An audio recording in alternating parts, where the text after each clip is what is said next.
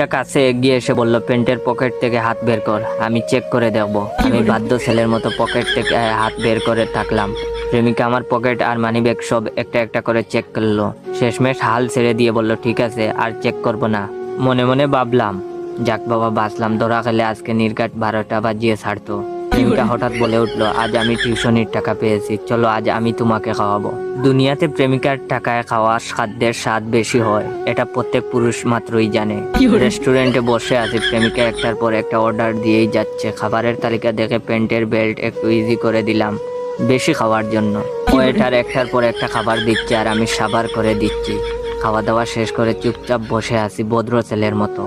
এমন সময় প্রেমিকা বলে উঠলো, আর সকাল 9:23 তুমি ঘুম থেকে উঠেছো, তারপর বাথরুমে গিয়ে ফ্রেশ হয়েছো 18 মিনিটে, তারপর আমাকে বলছো কাপড় ধুয়ে দিবা, কিন্তু ওই সময় তুমি পাশের রুমের ছেলেদের সাথে বসে তাস খেলছো।